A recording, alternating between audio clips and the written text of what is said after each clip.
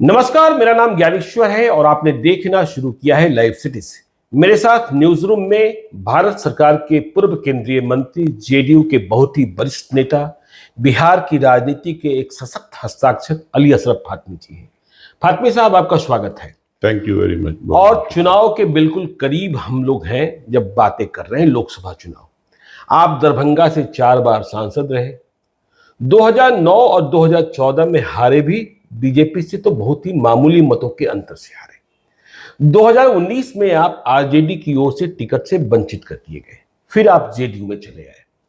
अब 2024 सामने है और माना यह जा रहा है कि आप चुनाव तो लड़ेंगे, पार्लियामेंट का चुनाव, लेकिन आपके नेता आज की तारीख में नीतीश कुमार बीजेपी के साथ चले गए हैं।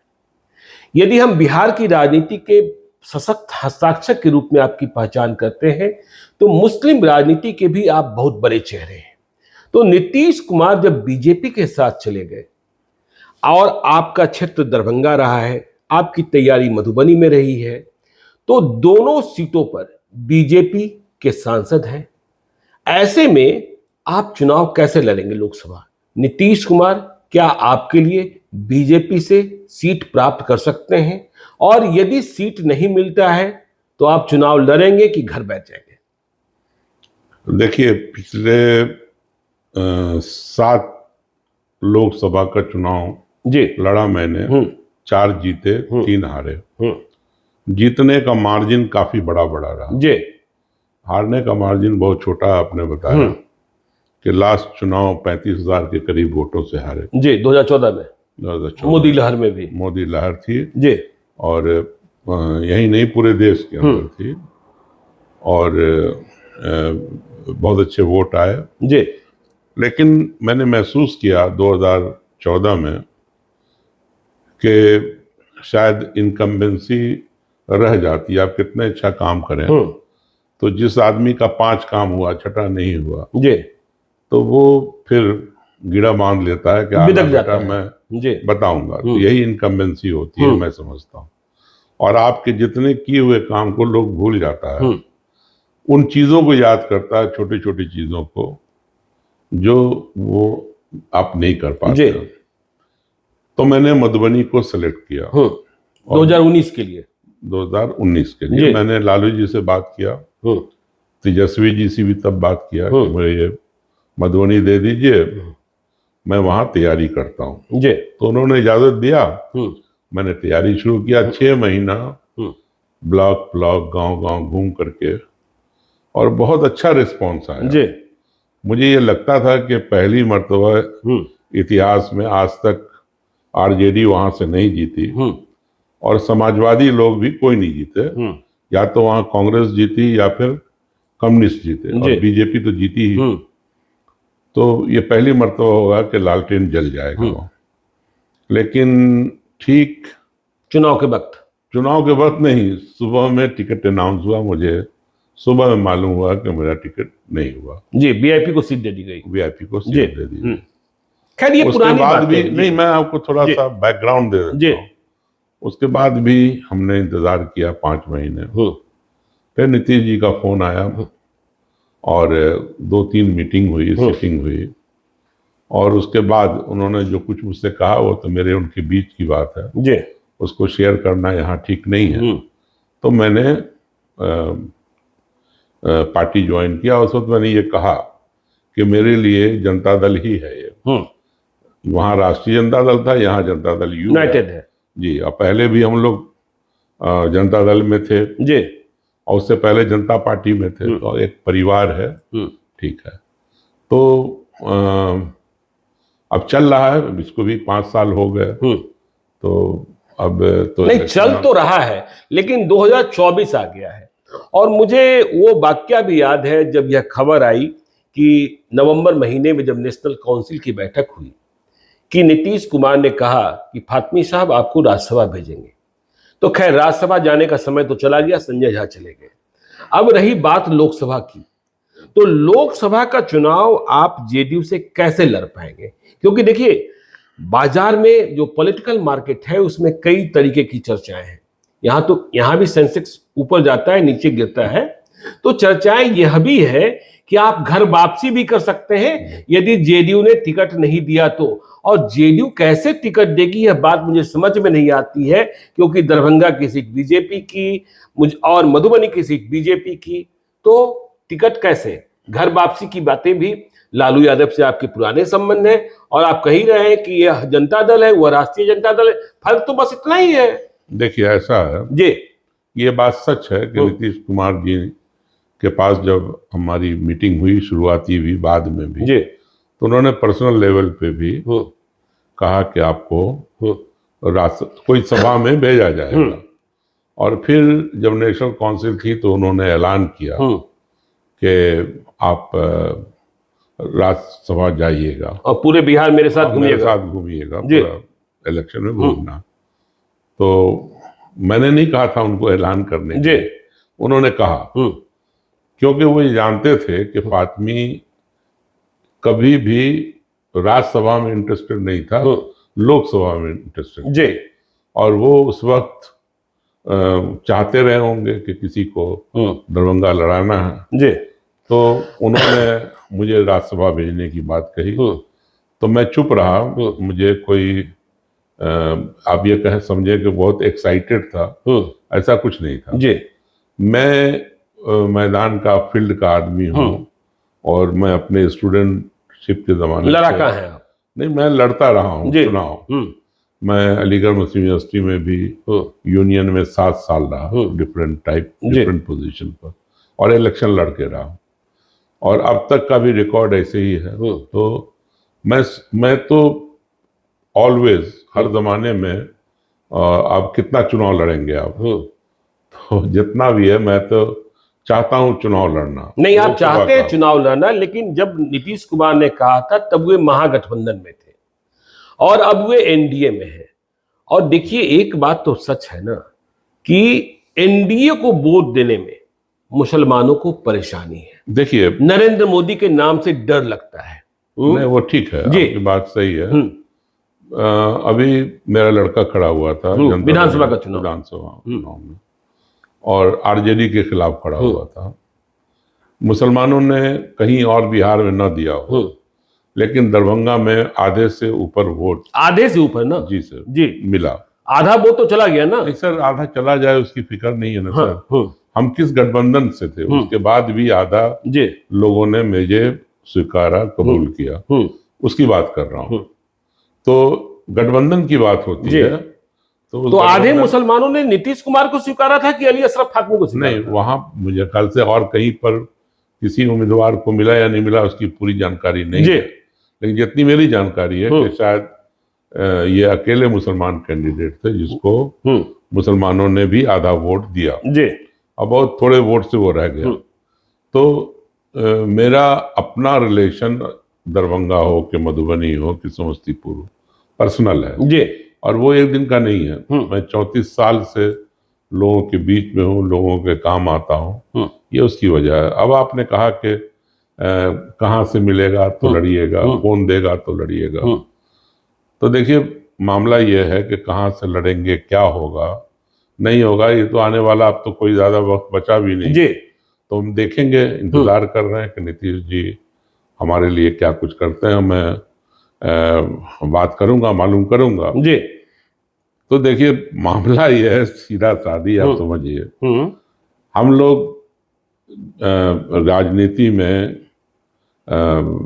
कोई गलत कामों के लिए नहीं आया, डेवलपमेंट, कंट्री का आगे बढ़ाना। नहीं, वो ठीक बात है। एनडीए सरकार बनने के बाद नीतीश कुमार साहब की बात हुई? मेरी मुलाकात नहीं हुई। अच्छा, बात हुई है? बात हुई है, बात हुई है जी, बात हुई है। हाँ।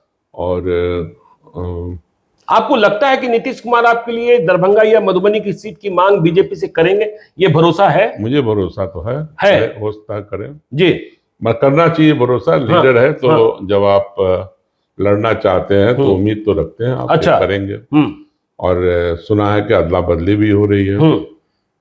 लेकिन देखिए सबसे इम्पोर्टेंट बात यह है कि सर हम लोग नौकरी चाकरी सब छोड़ करके आज से 36 साल पहले एक मकसद के लिए आए। और आज ये लगता है, वो एक गाना अगर आपके जमाने का है, वो है ना, निकले थे कहाँ जाने के लिए, पहुंचे हैं कहाँ मालूम नहीं, इस बहके कदमों पे मंजिल का निशान मालूम नहीं जी। तो मंजिल कहाँ है ये पता नहीं, मंजिल को तलाश कर रहे हैं। चलिए, मंजिल को तलाश कर रहे हैं, लेकिन आपको लग रहा है, भरोसा है कि नीतीश कुमार मांगेंगे। यदि नीतीश कुमार ने नहीं मांगा और आरजेडी ने, जो चर्चाएं हैं घर वापसी की, क्योंकि देखिए आरजेडी के पास भी मुस्लिम नेताओं की कमी होगी। अब्दुल बारी सिद्दीकी हैं आपके इलाके में, उनकी भी उम्र हो गई है, और शहाबुद्दीन अब नहीं है, तस्लीमुद्दीन नहीं है, मोतियुर रहमान नहीं है, आप पुराने साथी रहे हैं। नीतीश कुमार ने आपको टिकट नहीं दिया, नहीं दिलवा पाए। ऐसी स्थिति में यदि लालू यादव आपको वापस बुलाते हैं और कहते हैं कि आपको मधुबनी लड़ना है, जैसी चर्चा है, घर वापसी हो रही है अली अशरफ फातमी की, तो क्या लालू यादव के न्योते को आप स्वीकार लेंगे? देखिए, ये तो ऐसे सवाल है जी जिसका कोई बुनियाद नहीं है। वो सिचुएशन आएगी तो उसका जवाब हम आपको जरूर देंगे, निश्चित रूप से देंगे, वो समय आया तो। लेकिन मुझे अभी कोई वो उसकी बुनियाद नजर नहीं आ रही। अच्छा, बुनियाद नजर नहीं आ रही है अभी फिलहाल। आप तैयारी कहाँ कर रहे हैं? दरभंगा में कर रहे हैं, मधुबनी में कर रहे हैं? नहीं, मैं तो मधुबनी ही से चुनाव लड़ना, मधुबनी से ही चुनाव लड़ना चाहते हैं। अच्छा, आपको लगता है कि सिंबल चाहे जो हो, तीर हो या लालटेन हो, किसी में परेशानी नहीं होनी है? देखिए, बात समझिए आप, मैं अब फिर उस पर भी आपको ऑब्जेक्शन कर सकते हैं। मैं एक सोशल वर्कर हूँ, पॉलिटिकल वर्कर हूँ, और मेरा जो धर्म है लोगों की खिदमत करना जी। मैं जीतता हूँ तब भी दरभंगा रहता हूँ, हारता हूँ तब भी दरभंगा रहता हूँ। अब तो मुझे हारे हुए राम जी को वनवास हुआ था 14 साल जी। मुझे तो 15 साल हो गए, 1 साल ज्यादा ही हो। राम अपने घर, चलिए वनवास तो खत्म हो, चलिए आप कह रहे हैं 15 साल हो गए, लेकिन अली अशरफ फातमी में इतनी ताकत है कि मधुबनी में वह तीर भी चला सकते हैं और लालटेन भी जला सकते हैं। नहीं, अब ये तो कंट्रोवर्शियल सवाल हो गया कि तीर चलाएंगे कि लालटेन जलाएंगे जी। ये तो एक कंट्रोवर्शियल सवाल आप कर रहे हैं। मैं चुनाव लड़ना चाहता हूँ, मैं चुनाव लड़ना चाहता हूँ, मैं चुनाव लड़ना चाहता हूँ। अच्छा, चलिए, और मधुबनी से चुनाव लड़ना चाहता हूँ। मधुबनी से चुनाव लड़ना चाहते हैं आप, दिखाई पड़ेंगे इस रण क्षेत्र में? ये तो मेरे हाथ में नहीं है। अच्छा, देखिए, मैं तो 2019 में भी लड़ रहा था, 6 महीना मैंने मेहनत किया था। मैं लड़ना चाहता हूँ, ये मैं दिल की बात आपसे शेयर करता हूँ। मैं झूठ क्यों बोलूं कि मैं नहीं लड़ना चाहता हूँ। मैं मधुबनी से चुनाव लड़ना चाहता हूँ। चलिए, मधुबनी से आप चुनाव लड़ना चाहते हैं। हम बिहार की मुस्लिम सियासत को समझने की कोशिश करते हैं। नीतीश कुमार चले गए बीजेपी के साथ, और अब भी लालू यादव माई समीकरण के लिए जाने जाते हैं। अब तो देखिए, तेजस्वी यादव ने कर दिया माई के साथ बाप भी, माई और बाप दोनों हो गए। तो ये बिहार के जो मुसलमान हैं या देश के मुसलमान, बिहार की ही हम बात करते हैं, वो अपने को नीतीश कुमार के साथ ज्यादा सुरक्षित मानते हैं कि लालू यादव और तेजस्वी यादव को अपना नेता मानते हैं? देखिए, जहां तक वोट का सवाल है जी, बिहार के अंदर ज्यादा वोट उसी गठबंधन को जाता है जो मोदी के खिलाफ होता है। हाँ जी, तो वो लालू यादव है और उनकी पार्टी है जो लगातार बीजेपी के खिलाफ लड़ती है, और वो फिर वो वोट को लेती है। अब जहां तक सवाल पैदा होता है कि लाइकिंग और डिसलाइकिंग जी, तो देखिए, जहां तक सवाल है एज ए इलेक्शन के हिसाब से लेंगे तो मुसलमानों की लाइकिंग जरूर रहती है कि हमको लालू जी को और तेजस्वी को आज वोट करना है। काम जहां तक सवाल है ना, काम नीतीश ने भी अच्छे किए हैं, तो लोगों को हमदर्दी नीतीश से जरूर है। वोट, इसमें कोई दो राय नहीं कि मैक्सिमम वोट एक तरफ जब भारतीय जनता पार्टी के सहयोगी रहते हैं वो, तो वोट तो महागठबंधन ही को जाती है ज्यादातर। ये सच्ची बात है, इसमें इसको कबूल करने में कोई बुरी बात है नहीं। ये सच्ची बात है। नहीं, ठीक है, आपका नहीं, ये सच्ची बात है कि महागठबंधन को, लेकिन हमने यह भी देखा कि आरजेडी के भीतर भी, जैसा हमने कहा कि शहाबुद्दीन सिवान के सांसद इतने दफे रहे, बड़ी ताकत थे। लेकिन शहाबुद्दीन के परिवार के साथ जिस तरीके से लालू फैमिली ने अनदेखी की है, शहाबुद्दीन का परिवार भी गुस्से में है। क्या आपको लगता है कि शहाबुद्दीन के परिवार के साथ राजद का व्यवहार सही है, या उन्हें अपने करीब रखना चाहिए था जब शहाबुद्दीन नहीं है तब भी? देखिए, मुझे दोनों में क्या डिफरेंसेस हैं जी, इसकी मुझे जानकारी नहीं। और अगर कोई आदमी हमसे पूछेगा तो मैं अपनी राय दे सकता हूँ। और उन दोनों खुद इतने करीब हैं कि तीसरे की राय की जरूरत नहीं। आपने तो वो दौर देखा है ना जब शहाबुद्दीन ने क्या क्या क्या नहीं किया आरजेडी के लिए। नहीं, वो ठीक है, तो वो दोनों एक दूसरे को जानते हैं जी। और उसमें मैं तीसरा आदमी और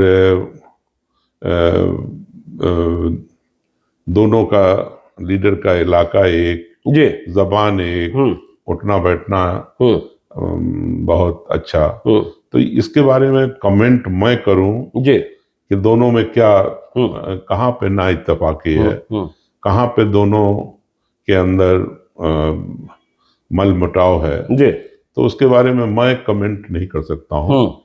और अगर कुछ दोनों में डिफरेंसेस होंगे तो दोनों बैठेंगे, को दूर कर लेना चाहिए। देखिए, ये तो उन दोनों का मामला है, इसमें तीसरा आदमी तो आ नहीं सकता जी। हाँ, दोनों हमसे कांटेक्ट में होते तो मैं अपनी राय दे सकता था जी। लेकिन दोनों में से मेरा किसी से कांटेक्ट, पॉलिटिकल कांटेक्ट नहीं है, इसलिए मैं इस पे कमेंट नहीं करेंगे। ठीक है, चलिए। लेकिन देखिए, एक और मुस्लिम राजनीति की बात होती है, जब सियासत की बात होती है तो ओवैसी फैक्टर की बात होती है। और कहने वाले लोग कहते हैं कि ओवैसी जहां चुनाव लड़ते हैं वो बीजेपी की बी टीम के रूप में चुनाव लड़ते हैं, और बीजेपी की जीत तय कराने के लिए ओवैसी अभी हाल में किशनगंज आए हुए थे। उनके 5 विधायक चुनाव भी जीते थे विधानसभा के चुनाव में, जिनमें से 4 तोड़ लाए तेजस्वी यादव। ओवैसी ने कहा भी कि हमारे 4 विधायकों को कौन ले गया। यह भी खबर आ रही है कि ओवैसी की नजर इस बार सिर्फ किशनगंज लोकसभा क्षेत्र पर नहीं है, और भी कई लोकसभा क्षेत्र हैं जहां ओवैसी की नजर है। ओवैसी इस लोकसभा चुनाव में बिहार में क्या फैक्टर होंगे, इंडिया ब्लॉक का जो खेल है वो खराब करेंगे? देखिए, ऐसा है कि जो लास्ट टाइम उम्मीदवार था उनका जी किशनगंज से, उसको वोट अच्छे आए क्योंकि वो उम्मीदवार भी अच्छा था। अख्तरुल ईमान जी अच्छे थे, और बोलना बालना वहां पे एमएलए भी रहे थे, और एक मरतबा लोकसभा के उम्मीदवार हुए थे, लेकिन विड्रॉ कर लिया था। जनता दल यू के उम्मीदवार होते थे वो। तो लोकल जो है ना, वहाँ की भी जो कास्ट फैक्टर्स है विद इन द मुस्लिम्स जी, उसमें वो पॉपुलर हैं और वोट उनको आया। वो वोट कहीं ना कहीं उनका इंडिविजुअल वोट था। अच्छा। और ये जितनी जीत हुई थी उन मतलब उस जमाने में वो इंडिविजुअल लीडर्स की हुई थी जी। जैसे अपने तस्लीमुद्दीन चचा के लड़का जीते थे उस सरफराज, तो वो पॉपुलर थे वहाँ, और लेगेसी थी फादर की और लंबी सियासत की, तो उसका फायदा उनको मिला था जी। लोगों ने उनको रिकॉग्नाइज किया था उस वक्त, उनके भाई को रिजेक्ट किया था। तो वो एक देखिए, ये सब जो वोट है ना, बाय एंड लार्ज जी, जिसको आप बड़े स्पेक्ट्रम में देखें, तो वोट मुस्लिम कम्युनिटी के पास जो टारगेट होता है वो नोन है जी। वो क्यों वोट करता है उसकी वजह मालूम है, इसलिए वो चीज कहलवाने की जरूरत है नहीं आपको। और वोट कम से कम बिहार के अंदर मुझे लगता है उसी लाइन पर। चलिए, उसी लाइन पर देखिए, आप जेडीयू में आज की तारीख में है। कहने वाले लोग कहते हैं कि नीतीश कुमार तो अब थक गए, तेजस्वी यादव भी कह रहे हैं थके हुए मुख्यमंत्री, और कहा जा रहा है कि अंतिम पारी खेल रहे हैं। नीतीश कुमार का भविष्य क्या देखते हैं आप, और इसके बाद जेडीयू का क्या भविष्य देखते हैं? लोग कहते हैं नीतीश कुमार समाप्त, जेडीयू समाप्त, क्योंकि यहां कोई दूसरी लाइन है ही नहीं। देखिए, ऐसा है कि जब कर्पूरी ठाकुर जी नेता थे जी, तो उस वक्त किसको मालूम था कि उसमें से रोशन चिराग लालू यादव जैसा निकलेगा जी, और पूरे हिंदुस्तान पे छा जाएगा। उसके बाद इसी जनता दल से अगर आप देखें तो नीतीश जी भी निकले, रामविलास जी भी निकले, और इसी परिवार से अब और भी लोग निकले, कुशवाहा जी निकले, और भी लोग निकल रहे हैं जो एज ए लीडर भी, एज ए पार्टी बना करके भी काम कर रहे हैं। जी, देखिए हर इंसान की, हर जानवर की, समझ लो दुनिया में डिफरेंट कैटेगरी के जो एनिमल्स हैं या इंसान हैं, उसकी एक लिमिटेड उम्र है। जी, आप ये नहीं बता सकते कि 60 के बाद, 60 साल के बाद कब किसकी तबीयत खराब हो, किसका कौन कल पुर्जा ढीला हो। और अब जो भी लीडर, तो जेडीयू में आपको सेकंड लाइन दिखता है? क्यों नहीं, देखिए वही कह रहा हूं ना कि ये तो वक्त जी, और हालात लीडर को पैदा करता है। तेजस्वी को किसी ने देखा था कि वो इतना बड़ा लीडर होगा? जी, मतलब आप मान रहे हैं तेजस्वी एक बड़े लीडर हो गए हैं? तो हुआ ना जी, विपक्ष का नेता है, हाँ, डिप्टी सीएम हुआ, हाँ, उसके लोग सुनने के लिए आते हैं, जी, उसकी अपनी पॉपुलैरिटी है, नौजवान की फॉलोइंग है। ये नहीं, देखिए एक तो मैं इस चीज को खारिज करता हूं कि लालू परिवार ने कभी माई की पॉलिटिक्स जी, उन्होंने तो सभी कम्युनिटी, सभी कास्ट की पॉलिटिक्स की, जो बिल्कुल डाउन ट्रेडन थे, जी, जो गरीब लोग थे, दलित थे, पिछड़े थे, अति पिछड़ा थे, उसकी राजनीति की और उनको प्रोटेक्ट किया, उनको आगे बढ़ाया। चाहे मंडल कमीशन लागू हुआ हो तब, या आज जो बिहार के अंदर हुआ है, जी, रिजर्वेशन बढ़ा है या गणना हुई है, तो सब में तो उनका, तो आपको लगता है कि तेजस्वी किसी न किसी ने बिहार का सीएम बनेगा? नहीं, देखिए ऐसा है हाँ, कि मैदान में जो लड़ता है वही जीतता है। मुझे क्रिकेट नहीं आएगा, मैं फुटबॉल का प्लेयर हूँ, तो मैं फुटबॉल ही में कुछ कर सकता हूँ। जब तक मैं ग्राउंड पर उतरूंगा ही नहीं और क्लेम नहीं करूंगा कि yes I know how to play, selection होगा, आगे बढ़ेंगे तो खेलेंगे देश के लिए भी, स्टेट के लिए भी। तो उसी तरह से वो तो मैदान में है और मैदान में उसकी जहां तक सवाल पैदा होता है, उसका परफॉर्मेंस ठीक है, और परफॉर्मेंस ठीक है तो अब ये तो अवाम को फैसला करना होगा कि आप उनको पसंद करते हैं या नहीं करते हैं। जी, लेकिन आपको लगता है कि हाँ जीत की संभावनाएं दिखती हैं? अभी आने वाले दिनों में कई हैं जी परफॉर्मर जो आएंगे और अवाम में जाएंगे। देखिए हर जमाने में अपने जो आने वाली पीढ़ी होती है अपने हिसाब से लीडर तय करती है। तेजस्वी की क्वालिटी अलग है, लालू जी की क्वालिटी अलग थी। जी, तो मैंने आपने कहा था कि माई और बाप का जिक्र कर रहे थे। देखिए कभी भी कोई party, I am not talking about RJD, अगर भारतीय जनता पार्टी है वो भी तैयारी करती है कि हमको मुसलमान का वोट भी लेना। उनके यहाँ भी संगठन है, मुस्लिम माइनॉरिटी विंग है, ज्यादातर काम करती है।